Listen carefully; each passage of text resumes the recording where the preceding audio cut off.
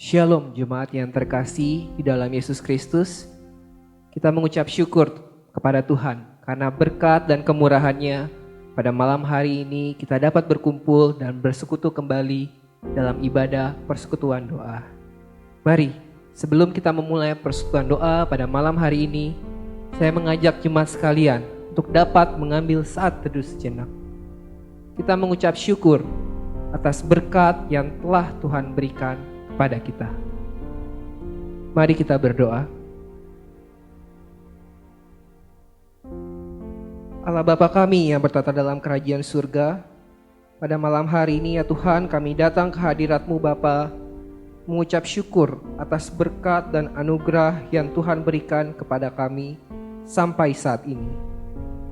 Tuhan, kalau pada malam hari ini kami ingin memulai persekutuan doa, kiranya Tuhan yang mau memimpin persekutuan doa dari awal, pertengahan, hingga akhir, dan juga memberkati kami, mempersiapkan hati dan pikiran kami untuk dapat memuji, menaikkan doa-doa, meninggikan nama-Mu, dan mendengarkan firman yang telah Kau persiapkan.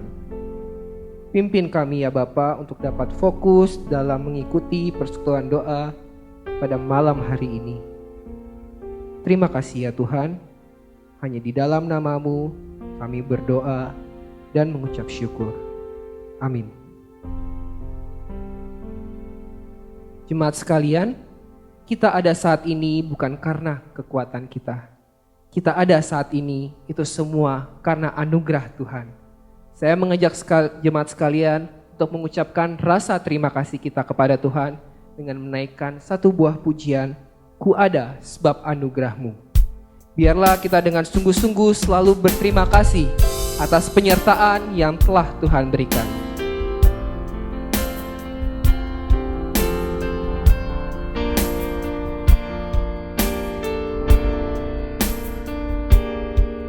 Ku ada sebab anugerah-Mu, ku ada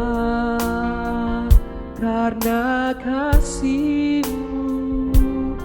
Tuhan Yesus, ku berterima kasih buat kasih rahmat-Mu. I am here because of your grace. I am here because of your love, Lord Jesus.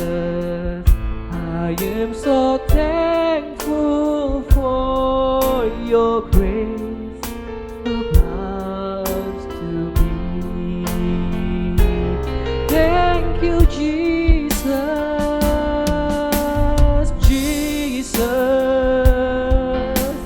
Jesus. Thank you, Jesus. It's only by your grace that I could live today. Forever I will praise your name.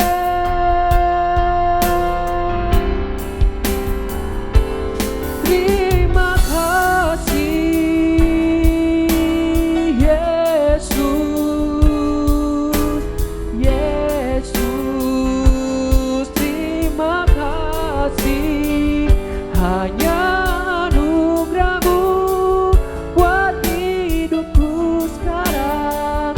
Ku kan memuji-Mu selamanya. Hanya anugerah-Mu buat hidupku sekarang. Ku kan memuji-Mu selamanya.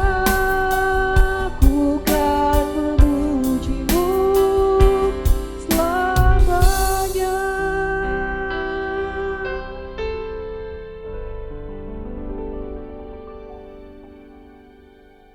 Mari jemaat sekalian kita mulai mendoakan pokok doa pertama kita. Kita berdoa untuk Sinode Gereja Kristus dalam menjalankan tugas dan peranannya. agar Tuhan selalu sertai dan pimpin setiap rencana dan keputusan yang diambil oleh Sinode Gereja Kristus. Biar segala sesuatu yang diputuskan itu semua turut dengan kehendak Tuhan dan hanya untuk kemuliaan Tuhan. Mari kita tundukkan kepala, kita berdoa.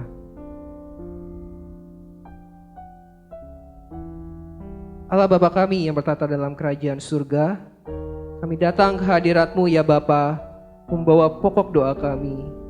Kami berdoa untuk Sinode Gereja Kristus dalam menjalankan tugas dan peranannya, agar Tuhan selalu sertai dan memimpin setiap rencana dan keputusan yang diambil oleh Sinode, agar semuanya ini dapat menjadi berkat bagi sesama, berkat bagi anak-anak-Mu, dan hanya untuk kemuliaan Tuhan. Tuhan juga berkati setiap badan pengurus tiap bidang yang mengelola Sinode.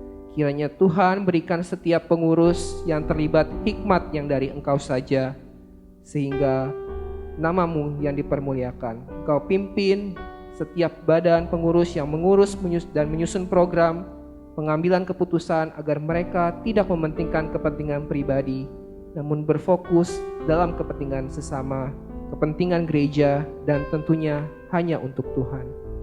Kiranya Tuhan juga berkati setiap relasi dan hubungan antara Sinode Gereja Kristus dengan pemerintah. Kiranya antar keduanya dapat saling bersinergi, saling bekerja sama dengan baik, dan juga saling bertoleransi, sehingga setiap langkah yang diambil pun tidak menimbulkan perpecahan, namun justru saling menguatkan antar gereja dan pemerintah. Tuhan juga berkati setiap pemimpin, beri mereka rasa takut akan Tuhan dalam menjalani tugas dan peranannya. Karena kami yakin dan percaya Tuhan selalu melindungi Sinode Gereja Kristus dalam setiap langkah dan perjalanannya. Terima kasih ya Tuhan.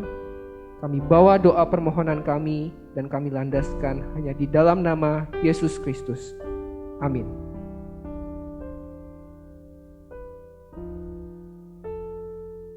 Pokok kedua kita juga berdoa untuk tunawisma dan juga anak-anak jalanan, agar Tuhan selalu berkati mereka dalam persoalan ekonomi yang mereka hadapi. Kita juga berdoa agar pemerintah Indonesia dapat menerapkan program-programnya dalam membantu menangani para tunawisma dan anak-anak jalanan. Mari kita bersatu di dalam doa.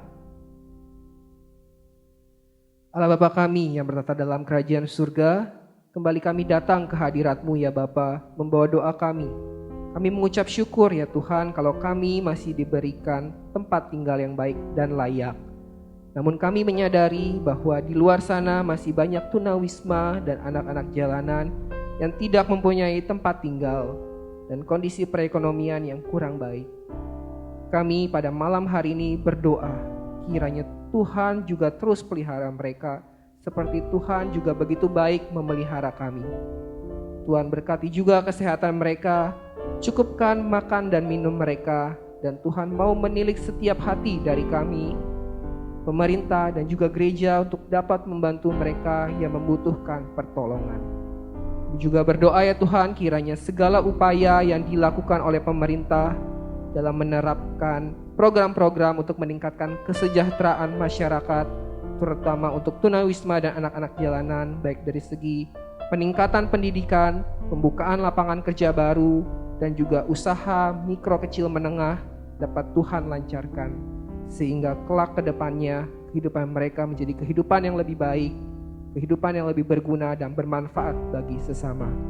Terima kasih ya Tuhan, kami bawa doa kami hanya di dalam nama Tuhan kami, Yesus Kristus. Amin. Jemaat sekalian, kita harus yakini dan imani bahwa apabila setiap pencobaan ataupun perasaan gelisah yang menimpa kepada kita, kita harus ingat bahwa Tuhan selalu bersama dengan kita. Dan kita berdoa dan berseru memanggil namanya, karena Dia hanya sejauh doa.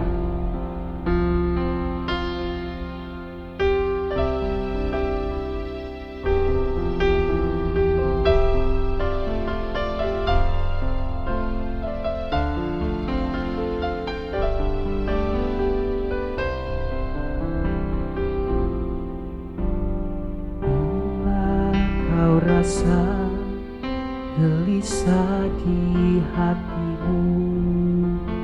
Bila kelam kabut tak menentu hidupmu, ingat masih ada seorang nolong bagimu.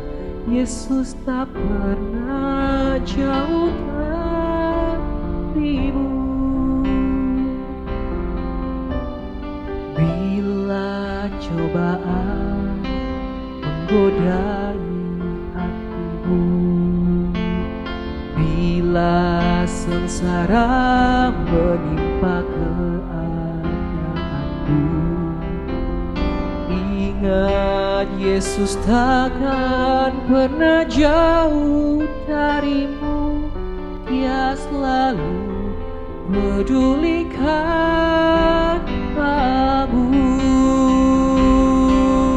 Berseru memanggil namanya, berdoa dia akan segera menghampiri dirimu. Percaya Yesus tak jauh darimu. Dia hanya sejauh doa.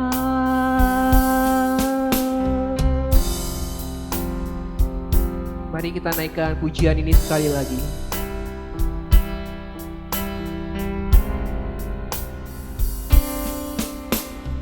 Bila cobaan menggodai hatimu, bila sengsara menimpa keadaanmu, ingat Yesus takkan pernah jauh darimu. Dia selalu pedulikan kamu. Berseru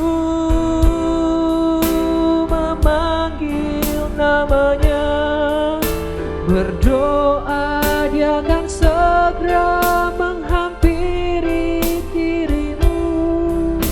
Percaya Yesus tak jauh darimu.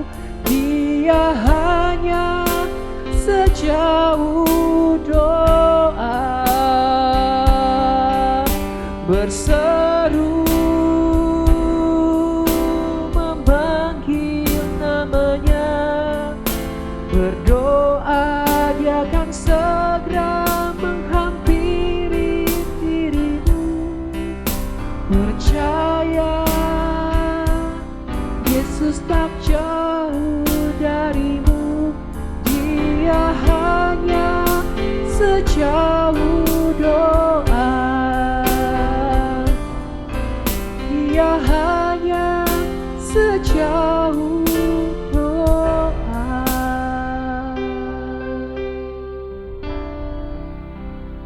Amin. Biarlah pujian yang barusan kita naikkan menjadi kekuatan bagi kita, bahwa setiap pergumulan hidup yang menimpa kepada kita, Yesus tidak jauh dari kita, dan Dia selalu mendengarkan setiap doa yang kita panjatkan kepadanya. Pokok doa selanjutnya kita berdoa untuk pasutri dan kaum bapa GKBI. Kiranya Tuhan selalu sertai setiap pasangan suami istri dan kaum bapa dalam kehidupan keluarga mereka satu persatu. Tuhan juga mau sertai setiap keluarga mereka agar menjadi keluarga yang harmonis. Terutama di masa pandemik ini begitu banyak persoalan yang menimpa setiap keluarga. Baik itu masalah ekonomi, masalah parenting, dan juga masalah kesehatan. Kiranya keluarga-keluarga GKBI dapat selalu kuat di dalam iman dan pengharapan dalam Kristus. Mari kita berdoa. Bapa yang baik, Bapa yang kami sembah di dalam nama Tuhan kami Yesus Kristus, kembali kami datang ke hadirat-Mu ya Bapa, membawa doa kami untuk jemaat GKBI, terkhusus untuk kaum pasutri dan juga kaum bapa GKBI. Kiranya Tuhan selalu berkati keluarga tiap jemaat GKBI. Terutama ya Tuhan, di masa pandemik ini, begitu banyak persoalan yang datang di tengah keluarga pasutri GKBI. seperti masalah ekonomi, masalah parenting, dan juga masalah kesehatan. Tuhan beri kekuatan dan berkat bagi setiap pasutri dalam menjalani kehidupan saat ini. Tak lupa beri mereka hati yang mau dibentuk dan bertumbuh dalam Kristus. Tuhan juga pimpin ya Tuhan peranan kaum bapa dalam keluarga, agar kaum bapa dapat memberikan contoh yang baik, bijaksana, dan kasih sayang kepada keluarga mereka masing-masing. Tuhan juga cukupkan ya Tuhan dari segi financial dan usaha-usaha yang dikerjakan setiap kaum bapa. Terima kasih ya Tuhan. Kami bawa setiap doa permohonan kami yang berlandaskan hanya di dalam nama Tuhan kami, Yesus Kristus. Kami berdoa. Amin.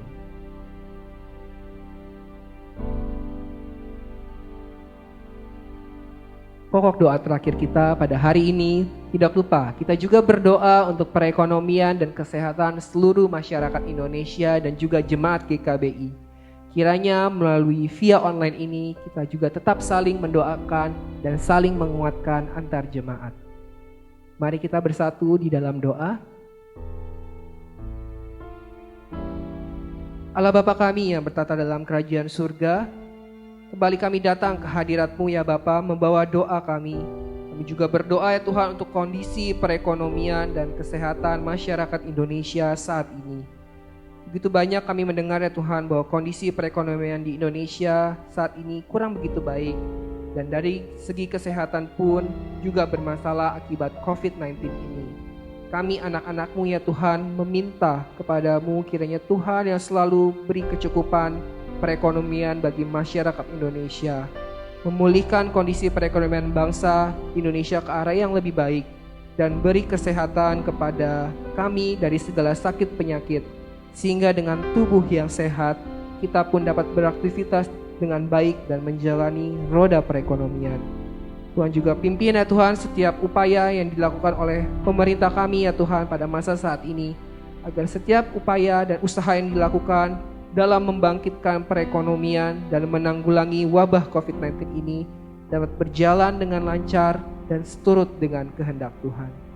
Tuhan juga berkati ya Tuhan perekonomian setiap jemaat GKBI. Banyak di antara jemaat juga yang membuka usaha-usaha baru dan juga bisnis baru, ataupun yang masih bekerja dalam suatu perusahaan. Kiranya Tuhan yang mau lancarkan semuanya ya Tuhan. Tuhan mau sertai setiap rencana jemaat GKBI satu persatu. Dan melalui ini semua dapat menjadi berkat bagi keluarga tiap jemaat dan bahkan berkat bagi sesama. Tuhan juga sembuhkan ya Tuhan jika ada jemaat GKBI yang mungkin saat ini dalam keadaan lemah tubuh. Biar segala obat yang dikonsumsi dapat Tuhan berkati agar jemaat-Mu dapat kembali pulih dan sehat. Terutama ya Tuhan, beri kami kesehatan di tengah wabah COVID-19 ini. Terima kasih ya Tuhan. Tuhan selalu sertai jemaat GKBI satu persatu dimanapun kami berada. Hanya di dalam nama-Mu kami berdoa dan juga mengucap syukur. Amin. Mari jemaat sekalian, tiba waktunya kita mempersiapkan hati dan pikiran kita untuk mendengarkan pemberitaan firman Tuhan dengan tema Sola Gracia yang akan disampaikan oleh Evangelis Michael Devson. Sebelumnya saya undang jemaat sekalian untuk mengangkat satu pujian, Semua Karena Anugerahnya. Bukan karena kebaikan dan kekuatan kita ada sampai saat ini, tapi itu semua karena anugerah Tuhan.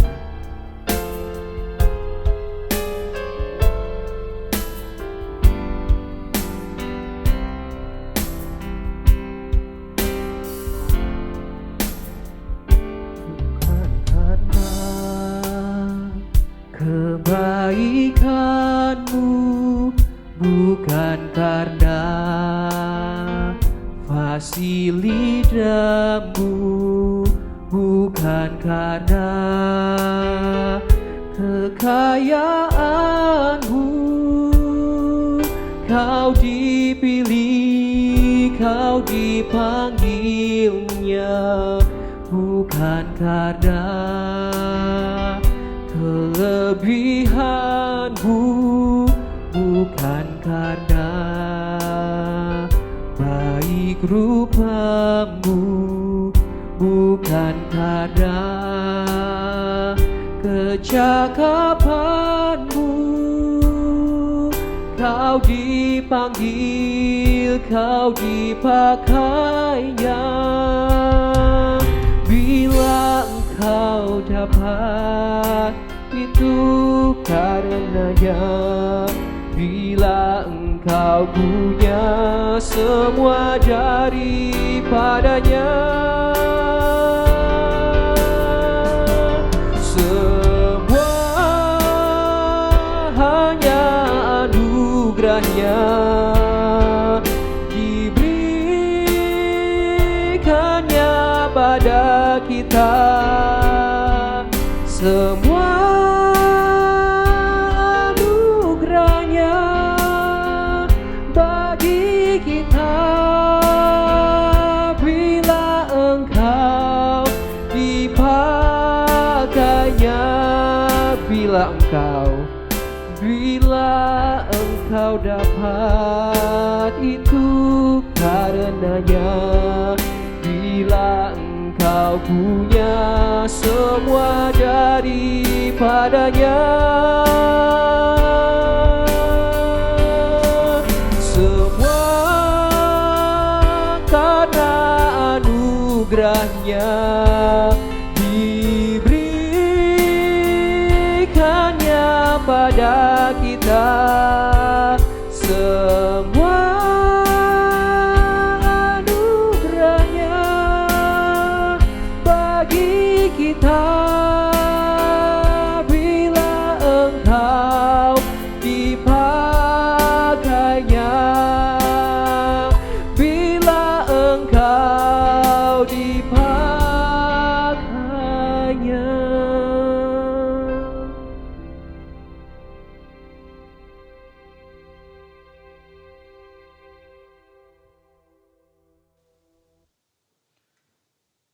Selamat malam Bapak Ibu yang dikasihi oleh Tuhan. Mari kita mengambil waktu sebelum kita berdoa, sebelum kita mendengarkan Tuhan berbicara kepada kita melalui firman-Nya.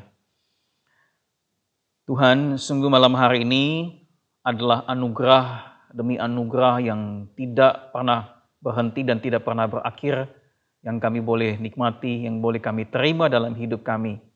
Kami bersyukur kepada Tuhan karena malam hari ini masih ada kesempatan yang Tuhan beri kepada kami untuk bertemu dengan Engkau. Dan kami percaya Tuhan, dalam pertemuan kami dengan Tuhan, ada hal yang ingin Tuhan sampaikan kepada kami melalui firman-Mu. Sehingga itu pada kesempatan ini kami mohon belas kasihan Tuhan, tolong kami supaya hati kami dapat terbuka menerima apa yang ingin Tuhan sampaikan kepada kami. Buka telinga kami supaya kami dapat mendengar dengan jelas, dengan tepat, apa yang Tuhan kehendaki dalam hidup kami, supaya kami bukan hanya menjadi pendengar saja, tetapi kami menjadi orang-orang Kristen di abad ini, di zaman yang semakin sulit ini, menjadi orang-orang Kristen yang sungguh-sungguh punya komitmen untuk melakukan apa yang Tuhan kehendaki dalam hidup kami. Terima kasih Tuhan, tolonglah hamba-Mu dalam segala keterbatasan yang ada, supaya kuasa Tuhan ialah yang menaungi hamba-Mu, supaya nampaklah kemuliaan Tuhan melalui semua pemberitaan yang akan disampaikan pada malam hari ini. Terima kasih Bapa, kami berdoa dan menyerahkan waktu pemberitaan firman Tuhan pada malam ini sepenuhnya dalam tangan Tuhan. Dalam nama Tuhan Yesus, amin. Bapak Ibu yang dikasihi Tuhan, sejak abad ke-5 Gereja Katolik Roma itu menjadi pusat politik dan budaya kekristenan dan begitu dominan di daratan Eropa pada masa itu. Hingga kemudian pada abad ke-11 muncul apa yang disebut dengan praktek indulgensia, yang kemudian itu tertuang dalam Katekismus Gereja Katolik pada tahun 1471. Bapak Ibu yang dikasihi Tuhan, apa itu praktek indulgensia? Praktek ini adalah sebuah praktek yang merupakan bagian dari sakramen pengampunan dosa yang dilakukan oleh Gereja Katolik pada masa itu. Indulgensia awalnya dipahami sebagai upaya untuk mengurangi konsekuensi hukuman dosa yang harus dialami setiap orang ketika mengalami kematian. Bapak Ibu yang dikasihi Tuhan, jadi kalau kita berdosa, lalu terus kemudian supaya dosa kita itu diampuni dan hukuman dosa kita itu menjadi berkurang, maka kita harus masuk dalam sebuah proses yang disebut dengan indulgensia ini. Namun Bapak Ibu dikasihi Tuhan, seiring perjalanan waktu, para pemimpin gereja pada masa itu memutuskan untuk setiap orang harus membayar sejumlah uang untuk proses indulgensia ini. Bapak Ibu yang dikasihi Tuhan, sehingga yang kemudian setiap orang diberikan surat setelah dia membeli surat ini, kemudian dia diberikan surat sebagai tanda bahwa dosa-dosanya itu sudah diampuni. Bapak Ibu yang dikasihi Tuhan, bahkan lebih jauh lagi, para pemimpin gereja pada masa itu malah justru juga mempromosikan indulgensia ini sebagai dokumen yang dapat mengurangi hukuman dosa bagi orang yang sudah meninggal. Jadi kalau ada anggota keluarga kita yang sudah meninggal, kemudian gereja pada masa itu meminta supaya mereka membeli surat indulgensia ini, supaya orang yang sudah meninggal tersebut itu dosanya pada hukuman atas dosanya pada waktu dia masih hidup itu menjadi berkurang, bahkan dihilangkan. Bapak Ibu yang dikasihi Tuhan, bahkan lebih parahnya lagi, setiap orang diminta untuk memberi surat ini supaya itu dapat ketika dia melakukan dosa di hari besoknya atau hari-hari akan datang, itu sudah terampuni karena dia sudah membeli surat ini. Bapak Ibu yang dikasihi Tuhan, begitu bobroknya kehidupan gereja pada masa itu. Sehingga pada masa itu gereja meraup begitu banyak pemasukan. Kemudian digunakan untuk proyek-proyek besar pembangunan gereja. Untuk membayar hutang-hutang pribadi. Dengan kata lain ada korupsi yang begitu tinggi pada saat itu. Bahkan pemasukan tersebut dipakai untuk mendapatkan jabatan-jabatan tertentu, jabatan keuskupan pada masa itu. Bapak Ibu yang dikasihi Tuhan, Martin Luther melihat praktik gereja pada masa itu sebagai perilaku korup. Sehingga Luther melihat bahwa ada perbedaan yang begitu signifikan antara apa yang diajarkan dan dipraktekkan oleh gereja pada masa itu dengan apa yang diajarkan oleh Alkitab.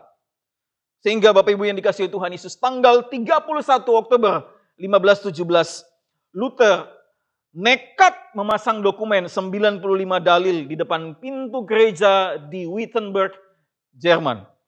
Bapak Ibu yang dikasihi Tuhan Yesus, peristiwa ini kemudian menjadi awal reformasi besar gereja besar-besaran. Apa yang ditulis oleh Luther dalam 95 dalilnya ini kemudian memicu serangkaian diskusi dan juga perdebatan akademis yang cukup panjang. Bapak Ibu yang dikasihi Tuhan, proses reformasi gereja tahun-tahun itu kemudian bukan hanya menghasilkan diskusi dan perdebatan akademis yang panjang, tetapi juga harus dibayar dengan harga yang mahal. Terjadi serangkaian konflik, perang antara kubu Gereja Katolik Roma dan para kaum reformis pada masa itu. Dari tahun 1524 hingga 1648. Dan puncaknya terjadi konflik berdarah. Ada perang selama 30 tahun di Jerman. Dari tahun 1618 hingga tahun 1648. Bapak Ibu yang kemudian menewaskan 7,5 juta jiwa. Kemudian konflik kedua kubu ini kemudian berakhir dengan perjanjian damai di Westfalen, Jerman. Bapak Ibu dikasihi Tuhan, sehingga tanggal 31 Oktober 1517 kemudian diperingati sebagai Hari Reformasi Gereja. Lahirnya gereja-gereja Protestan. Protestan berarti protestamentum, yang dalam bahasa Latin berarti pro terhadap Alkitab Perjanjian Lama dan Perjanjian Baru. Sehingga para reformator menganggap bahwa semua perilaku pengajaran gereja haruslah berporos pada Alkitab itu sendiri. Tapi Ibu dikasihi Tuhan, sehingga seiring dengan perjalanan dan berkembangnya gerakan reformasi gereja, maka para tokoh reformasi merumuskan 5 prinsip dalam gerakan ini yang kita kenal dengan 5 sola. Antara lain adalah sola gratia, sola fide, sola scriptura, solus Christus, dan soli Deo gloria. Maka Bapak Ibu yang dikasihi Tuhan, dalam sepanjang bulan Oktober ini kita akan membahasnya. Nah, tema kita hari ini adalah sola gratia atau diterjemahkan hanya oleh anugerah. Sehingga Bapak Ibu, sebelumnya saya mengajak kita untuk membaca Titus pasal 2 ayat 11 hingga ayat yang ke-12. Titus 2 ayat 11 dan juga ayat 12. Karena kasih karunia Allah yang menyelamatkan semua manusia sudah nyata. Ia mendidik supaya kita meninggalkan kefasikan dan keinginan-keinginan duniawi dan supaya kita hidup bijaksana, adil dan beribadah di dalam dunia sekarang ini. Bapak Ibu, pada masa itu jemaat yang Titus layani adalah jemaat yang baru berkembang. Sehingga muncul guru-guru palsu dalam jemaat. Itu sebabnya Paulus menuliskan surat ini kepada Titus. Berisikan petunjuk-petunjuk praktis bagaimana menata hidup jemaat dan juga menanggulangi ajaran-ajaran sesat pada masa itu. Jemaat perlu diajarkan ajaran-ajaran yang sehat. Salah satu pokok yang diajarkan Paulus dalam tulisannya dalam suratnya kepada Titus ini adalah mengenai karya keselamatan yang dikerjakan oleh Allah. Bapak Ibu, dalam ayat yang ke-11 ini penekanan Paulus dalam ayat ini adalah pada kata kasih karunia atau anugerah. Kata ini dipakai untuk menjelaskan tentang pemberian Allah bagi manusia, meskipun manusia sebenarnya tidak layak untuk menerimanya. Saya berikan contoh bagi kita untuk memahami arti kasih karunia atau anugerah ini. Katakanlah Bapak Ibu ada sepasang suami istri yang mempunyai anak pemuda, yang kemudian anak pemuda mereka ini dibunuh oleh orang. Lalu kemudian pelakunya itu ditangkap. Setelah pelakunya ditangkap, kemudian pasangan suami istri ini menyerahkan dan membiarkan hukum yang mengadili. Tetapi jadi mereka tidak main hakim sendiri. Tetapi tidak hanya itu, tidak hanya sampai di situ, mereka meminta agar pelaku yang membunuh anak pemuda mereka ini, itu diberikan hukuman yang bukan seberat-beratnya, tetapi yang seringan-ringannya. Bahkan tidak perlu untuk dihukum. Lalu tidak hanya sampai di situ Bapak Ibu yang dikasihi Tuhan, sepasang suami istri ini yang anak pemudanya dibunuh itu kemudian mengangkat pelaku pembunuh anak mereka itu menjadi anak mereka. Pelaku ini lalu mendapat kasih dan perhatian mereka sepenuhnya, bahkan mendapat warisan. Bapak Ibu Saudara yang dikasihi Tuhan, apakah hal ini mungkin terjadi di dunia nyata hari ini? Rasanya sulit ya. Mungkin ada orang yang tidak main hakim sendiri ketika ada orang yang berperilaku seperti demikian. Mungkin dia akan membiarkan ada hukuman yang adil oleh para penegak hukum bagi si pelaku. Mungkin hal ini bisa dilakukan. Ini yang disebut dengan keadilan. Lalu meminta pengadilan agar pelaku tidak usah dihukum. Sekalipun mungkin ada Bapak Ibu. Ini disebut dengan belas kasihan. Tetapi kemudian Bapak Ibu yang dikasihi Tuhan, mengangkat pelaku pembunuh itu menjadi anak, rasanya tidak mungkin ada di tengah-tengah dunia ini. Gak ada satupun orang yang bisa berbuat demikian. Orang yang berbuat jahat terhadap mereka itu justru menjadi anak dan menerima warisan. Rasanya tidak mungkin ada contoh yang seperti itu di tengah-tengah dunia. Inilah yang disebut dengan anugerah Bapak Ibu. Contoh ini tidak mungkin terjadi dalam hidup manusia. Karena hanya Allah yang mampu melakukannya. Dengan demikian, kata anugerah itu mengajarkan kita dua hal. Yang pertama, Bapak Ibu yang dikasihi Tuhan Yesus, bahwa keselamatan yang diterima oleh manusia, sumbernya, inisiatornya itu adalah Allah sendiri. Dialah yang mengerjakan, dialah Allah yang menjadi inisiator, dialah Allah yang mengerjakannya dan juga menyediakan keselamatan itu bagi manusia. Allah tidak perlu menunggu respon manusia, menunggu inisiatif manusia, atau dipengaruhi oleh perbuatan-perbuatan baik manusia. Allah tidak pernah bisa disogok supaya dia menyediakan keselamatan itu.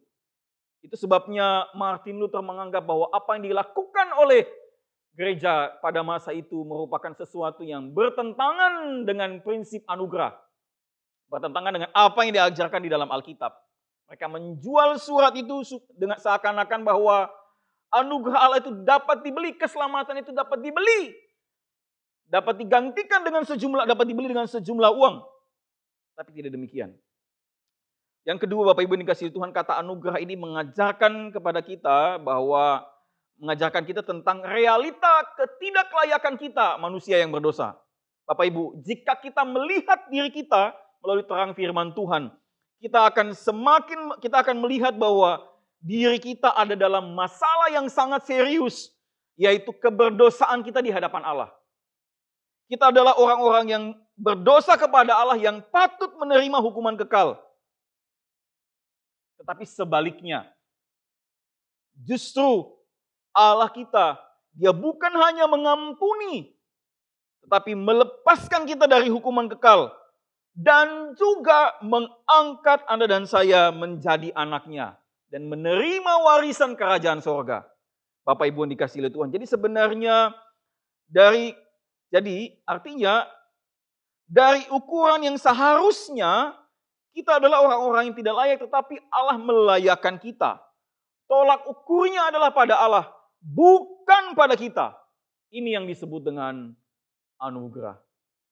Bapak Ibu yang dikasihi oleh Tuhan, semakin kita menyadari diri kita berdosa di hadapan Allah, semakin kita juga dapat melihat anugerah Allah itu semakin jelas bagi kita. Bapak Ibu yang dikasihi oleh Tuhan Yesus, dalam ayat ini ada kata sudah nyata. Dalam ayat yang ke-11 ini kita akan menemukan, saya minta kita menggaris bawahi kata sudah nyata. Karena kasih karunia Allah yang menyelamatkan semua manusia sudah nyata.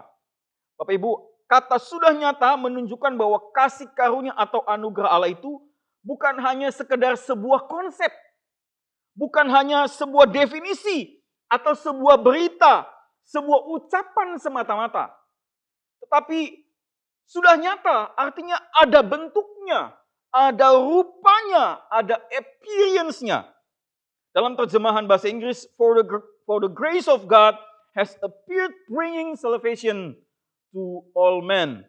Kata ini adalah kata yang sama yang digunakan ketika Simeon melihat bayi Yesus yang dibawa ke bait Allah oleh Maria dan Yusuf. Bapak Ibu, secara fisik Simeon melihat Yesus sama dengan bayi-bayi yang lainnya. Tetapi sebagai orang yang menantikan Mesias, Simeon justru melihat anugerah Allah itu bukan lagi sekedar sebuah janji, bukan lagi sekedar sebuah konsep, berita, definisi, tetapi anugerah Allah itu dari sebuah janji, definisi, konsep itu menjadi tampak jelas di matanya. Anugerah Allah menjadi sangat jelas, nyata melalui Yesus Kristus. Melalui pengorbanan Kristus di kayu salib, kita dapat melihat betapa besarnya kasih karunia Allah. Betapa besarnya kasih yang tidak layak untuk kita terima. Bapak Ibu yang dikasihi oleh Tuhan, sehingga hari ini kita melihat bahwa anugerah Allah itu yang sudah nyata bukan lagi hanya sekedar sebuah konsep, sebuah janji, tetapi janji itu menjadi jelas, menjadi kelihatan melalui Kristus. Bapak Ibu yang dikasihi oleh Tuhan, dalam perjanjian lama kita akan banyak sekali menemukan janji Allah mengenai anugerah yang sudah nyata ini. Ada banyak sekali gambaran tentang anugerah Allah yang sudah nyata ini. Contohnya ketika kita melihat Adam dan Hawa setelah mereka jatuh di dalam dosa, Bapak Ibu yang dikasihi Tuhan. Kemudian Allah memberikan janji dalam Kejadian 3 ayat 15. Kita dapat menemukannya gambarannya juga ketika mereka bersembunyi dari Allah. Kemudian Allah mencari mereka. Adam, Adam, di manakah engkau? Bapak Ibu yang dikasihi Tuhan. Tuhan membuatkan pakaian kepada mereka. Ini merupakan gambaran tentang anugerah itu. Kemudian kita dapat melihat gambarannya itu ketika Tuhan membawa bangsa Israel melalui Musa. Membawa mereka keluar dari tanah Mesir. Kita dapat juga melihat gambaran ini ketika bangsa Israel mereka berbuat dosa di hadapan Tuhan. Kemudian Tuhan menyuruh Musa menancapkan tiang dan mereka harus melihat ular yang bergantung di atas tiang itu. Barang siapa yang terus menatap tiang itu maka dia akan selamat. Bahkan kita juga dapat melihat gambaran ini dalam cerita kisah kasih antara Rut dan juga Boas. Bapak Ibu yang dikasihi oleh Tuhan, ada begitu banyak gambaran dalam perjanjian lama tentang anugerah Allah yang dinyatakan, yang dijanjikan kepada kita. Namun kemudian secara sempurna itu dinyatakan melalui pengorbanan Kristus. Ini artinya apa Bapak Ibu yang dikasihi oleh Tuhan? Bahwa anugerah Allah bukan hanya sudah nyata jelas di dalam Kristus, tetapi Allah itu menepati janjinya. Rencananya tidak pernah meleset. Bapak Ibu yang dikasihi oleh Tuhan, jikalau anugerah Allah itu adalah sesuatu yang tidak layak untuk kita terima, yang kemudian sudah dinyatakan dengan jelas melalui pengorbanan Kristus di atas tiang kayu salib, dan juga menunjukkan bahwa dia menepati janjinya, dan menunjukkan bahwa rencananya itu tidak pernah meleset, maka pertanyaannya hari ini bagi kita adalah, bagaimana seharusnya kita menanggapi anugerah Allah yang kita terima itu? Bagaimana seharusnya kita menanggapi, meresponinya? Yang pertama Bapak Ibu dikasihi oleh Tuhan, dalam Alkitab bahasa Inggris terjemahan New Living Translation ditulis begini, and we are instructed to turn godless living and sinful pleasures. Dalam ayat yang ke-12 di situ dituliskan dengan jelas, ia mendidik kita, coba kita lihat, ia mendidik kita supaya kita meninggalkan kefasikan dan keinginan-keinginan duniawi, dan supaya kita hidup bijaksana, adil dan beribadah di dalam dunia sekarang ini. Bapak Ibu yang dikasihi oleh Tuhan, artinya apa? Bagaimana kita harus meresponi anugerah itu? Yang pertama adalah harus ada perubahan orientasi dalam hidup kita. Dari yang hidup bagi diri sendiri, hidup mementingkan kepuasan diri sendiri, menjadi hidup bagi Allah. Bapak Ibu yang dikasihi Tuhan, perubahan orientasi hidup ini yang dulunya hidup bagi diri sendiri, hidup buat kepentingan dirinya sendiri, suka-sukanya sendiri, menjadi hidup bagi Allah, selalu memikirkan apakah apa yang saya lakukan ini memuliakan Tuhan atau tidak. Selalu memikirkan setiap tindakan dan perilaku, apakah yang saya lakukan, yang saya putuskan hari ini adalah sesuai dengan apa yang Allah mau atau tidak. Bapak Ibu, semua itu mungkin terjadi ketika orang menyadari dirinya yang berdosa dan anugerah Allah yang besar, anugerah Allah yang melimpah-limpah itu. Bapak Ibu, semakin kita sadar diri kita adalah orang berdosa, maka akan semakin jelas kelihatan anugerah Allah yang besar itu. Bapak Ibu, semakin kita sadar anugerah Allah pun, maka akan membuat kita semakin sadar bahwa kita tidak layak menerima anugerah Allah itu. Bapak Ibu, ketika kita buat dosa, lalu kita tidak merasa bahwa itu berdosa, bahkan kita merasa biasa-biasa saja, atau bahkan kita salahkan orang lain, ini gara-gara dia nih, makanya saya jadi berdosa kayak begini. Atau bahkan kita merasa bahwa, nggak apa-apalah, orang lain juga lakukan, nggak masalah juga kalau saya lakukan. Bapak Ibu, kalau kita berbohong, lalu kita merasa itu hal-hal yang biasa saja, bahkan kita memanipulasi kebohongan tersebut, sehingga seakan-akan kelihatan juga rohani. Atau bahkan mungkin kita merasa bahwa orang lain juga lakukan hal yang sama. Nggak masalah lah, cuma sedikit ini. Bapak Ibu dikasihi Tuhan, jikalau kita bersikap demikian, saya boleh katakan bahwa kita sedang menghina anugerah yang dikaruniakan kepada kita. Harusnya kita malu terhadap Allah. Bapak Ibu yang dikasihi Tuhan, gambaran ini dapat kita lihat ketika Tuhan Yesus di dalam Alkitab, ketika kita dapat melihat gambaran ini dengan jelas dalam kisah perjumpaan Sakeus dengan Tuhan Yesus.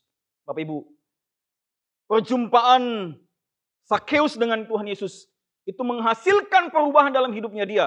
Ada perubahan orientasi dalam hidupnya. Sebelumnya Sakeus hidup untuk dirinya sendiri. Apa yang dia kerjakan itu demi dirinya sendiri. Tetapi setelah dia berjumpa dengan Tuhan Yesus, ada perubahan perspektif terhadap apa yang dia kerjakan. Bahwa yang dia kerjakan itu adalah sesuatu yang tidak memuliakan Tuhan. Apa yang dikerjakan mengambil milik orang lain, itu adalah sesuatu yang yang tidak menyenangkan hati Tuhan. Ada perubahan perspektif terhadap apa yang dia miliki saat itu. Bahwa semua yang dia punya itu adalah milik Tuhan. Sehingga ketika setelah dia makan bersama dengan Tuhan Yesus, dia katakan bahwa aku akan mengembalikan sekiranya ada orang yang aku bikin susah. Aku akan kembalikan 4 kali lipat. Bahkan setengah dari harta milikku akan kuberikan kepada orang-orang yang miskin. Bapak Ibu yang dikasihi Tuhan. Hartanya tidak lagi dilihat sebagai dilihat sebagai miliknya sendiri. Tetapi semua yang dia punya dia lihat sebagai milik Allah. Orientasinya berubah. Bukan lagi tertuju kepada apa yang dia punya, tapi tertuju kepada Allah. Bapak Ibu yang dikasihi Tuhan, seringkali dalam hidup kita ini kita tidak peduli dengan apa yang Tuhan katakan, apa yang Tuhan nilai dari hidup kita. Seringkali yang kita pikirkan adalah yang penting menurutku benar, yang penting ini menyenangkan bagiku. Bapak Ibu yang dikasihi Tuhan. Saya mengajak kita untuk merenungkan apakah kita hari ini demikian. Apakah melakukan dosa hari ini kita sudah anggap seperti biasa-biasa saja. Bapak Ibu yang dikasihi Tuhan, anugerah Tuhan itu free tetapi bukan murahan. Kita perlu menghargai anugerah yang diberikan kepada kita sebenarnya karena sedikit satupun di antara kita tidak dapat menyogok Allah untuk melakukannya bagi kita. Yang kedua Bapak Ibu yang dikasihi Tuhan, bagaimana kita meresponi anugerah Allah bukan hanya mengalami perubahan orientasi dalam hidup kita dari diri sendiri kepada Allah. Maka yang kedua Bapak Ibu yang dikasihi Tuhan, dalam ayat ini kata-kata yang dipakai kalau kita memperhatikan dengan seksama dalam ayat yang ke-12 itu, Titus 2 ayat 12, ia mendidik kita supaya kita meninggalkan kefasikan dan supaya kita hidup bijaksana, adil dan beribadah di dalam dunia sekarang ini. Bapak Ibu, kata-kata yang digunakan di sini itu menunjukkan sesuatu sikap yang perlu terus-menerus untuk dilakukan. Artinya apa Bapak Ibu dikasihi Tuhan Yesus? Menanggapi anugerah Allah yang diberikan kepada kita, maka kita perlu mempunyai kedisiplinan rohani. Bapak Ibu yang dikasihi Tuhan.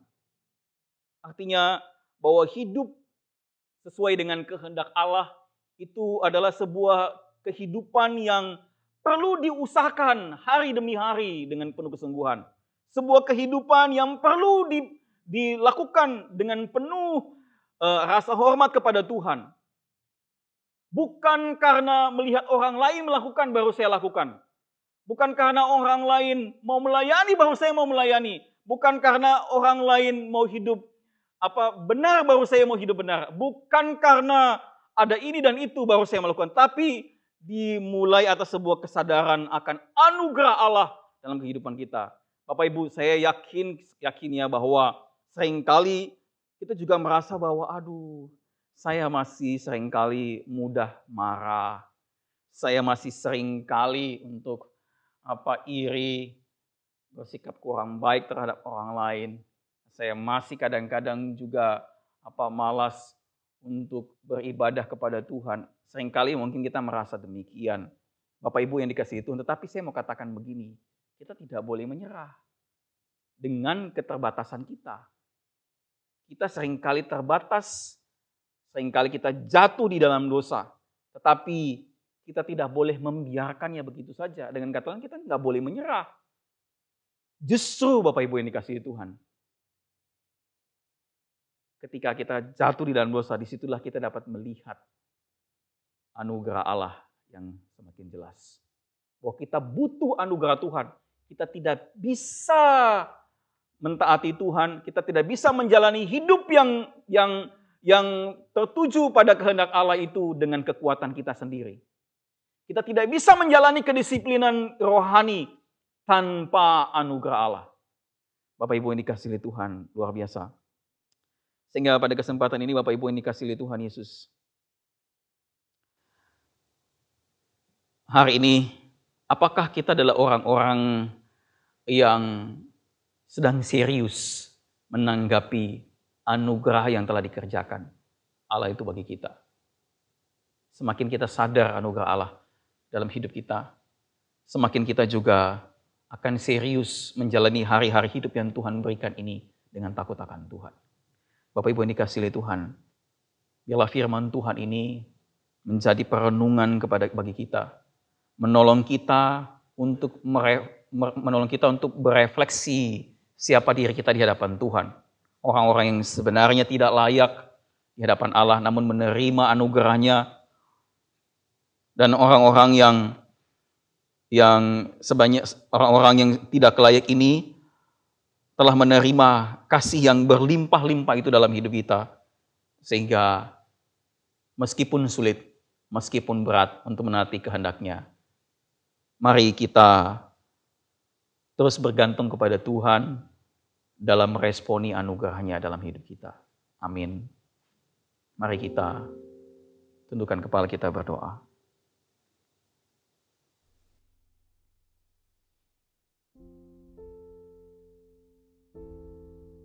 Bapak Ibu Saudara yang dikasihi Tuhan,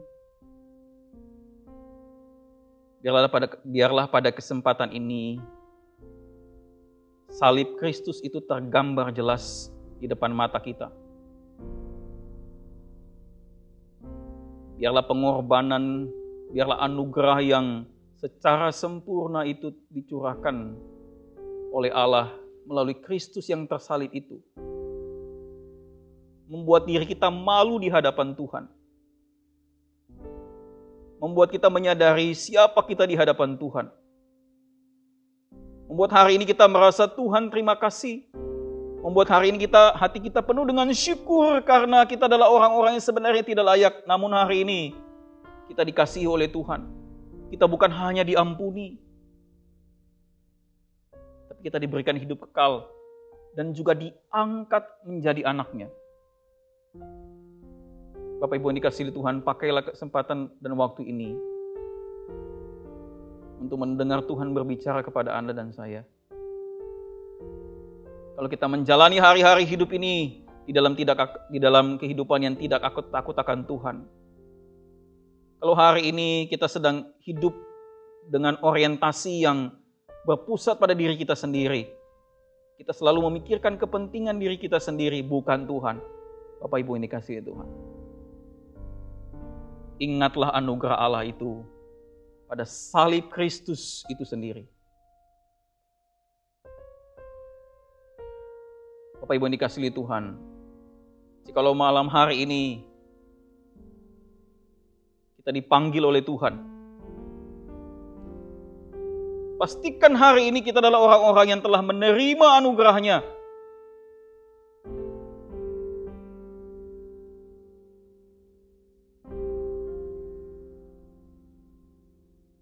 Marilah datang kepada Tuhan. Mohon pengampunan kepada Tuhan.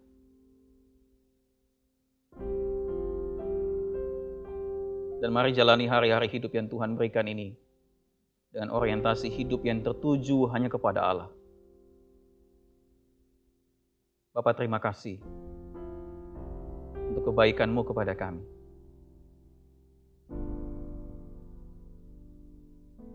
Dalamnya lautan, luasnya samudra, tingginya langit tidak mampu menjadi ukuran terhadap kasih Allah yang besar, anugerah Allah yang besar yang dicurahkan, dilimpahkan kepada kami. Terima kasih Tuhan. Kami mensyukuri kebaikan-Mu kepada kami, sehingga hari ini kami boleh diangkat menjadi anak-anak-Mu. Ampuni kami Tuhan, seringkali kami lupa, seringkali kami mengabaikan anugerah yang kami terima itu dengan cara hidup yang tidak menyenangkan hati Tuhan. Ampuni kami Tuhan, seringkali setiap keputusan-keputusan yang kami ambil, setiap langkah-langkah yang kami pilih berdasarkan apa yang kami pandang baik, apa yang kami anggap sesuai dengan kami, apa yang kami anggap itu menyenangkan kepada kami. Tapi kami tidak memperhitungkan dan tidak melihat apakah itu berkenan di hati Tuhan atau tidak. Tuhan, pada kesempatan ini biarlah Tuhan menegur setiap hati kami, mengingatkan kami, supaya hari ini kami tidak lagi hidup bagi diri kami sendiri, tetapi bagi Allah yang telah mengaruniakan keselamatan, Allah yang telah memberikan anugerah dengan berlimpah-limpah itu kepada kami. Terima kasih Bapa. Kami bersyukur untuk firman-Mu. Biarlah firman-Mu ini terus bertumbuh di dalam hati dan hidup kami. Kami berdoa dan bersyukur hanya dalam nama Tuhan kami Yesus. Amin.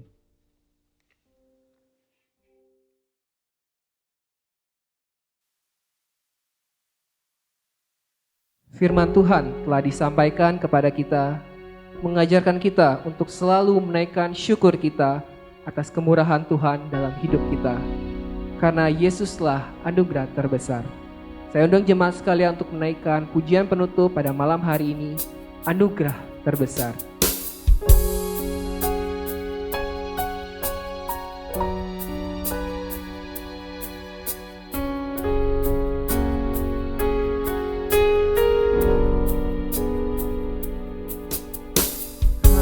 Kasih-Mu tiada bertepi, hati-Mu tak terselami. Betapa baiknya Engkau, ku bersyukur padamu.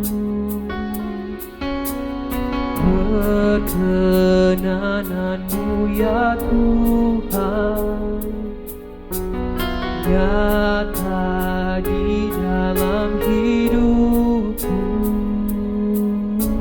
Sungguh Kau yang termulia, jiwaku pun menyembah. Ku angkat hatiku, tinggikan nama-Mu. Karena Yesus Kau anugerah terbesar, ku naikkan syukurku untuk kemurahan-Mu. Hanya Yesus Kau anugerah terbesar.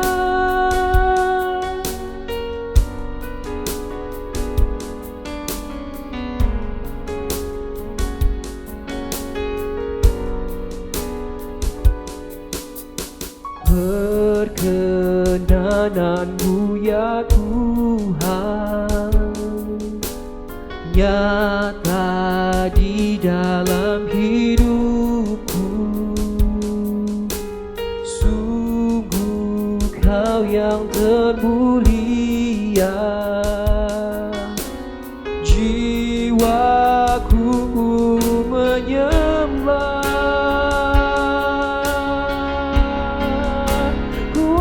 Hatiku tinggikan nama-Mu.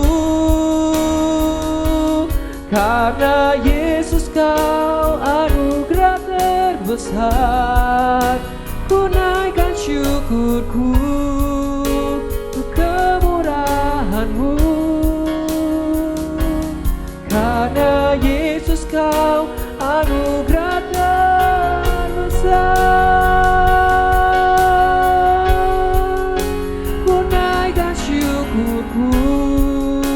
untuk kemurahan-Mu. Karena Yesus Kau anugerah terbesar, ku naikkan syukurku untuk kemurahan-Mu. Hanya Yesus Kau anugerah terbesar, hanya Yesus Kau anugerah terbesar.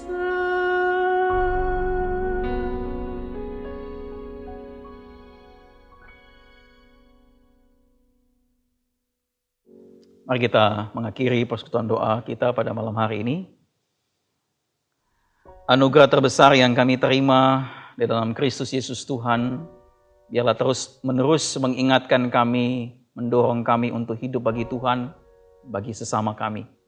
Biarlah anugerah Tuhan yang kami terima mendorong kami untuk terus melakukan apa yang Tuhan mau dalam hidup kami.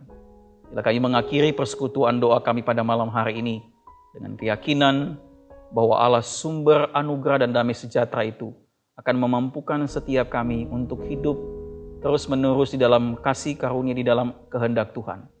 Biarlah anugerah Tuhan itu juga yang akan menguatkan kami, menghiburkan kami di kala susah dalam hidup kami, di kala kami mengalami pergumulan dalam hidup kami.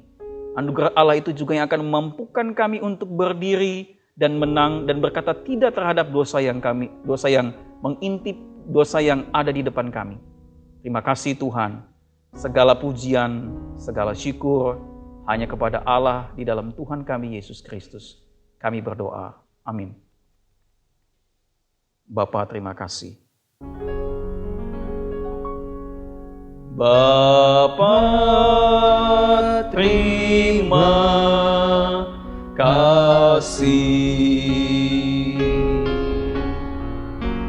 Bapa, terima kasih. Bapa di dalam surga, puji terima kasih. Amin.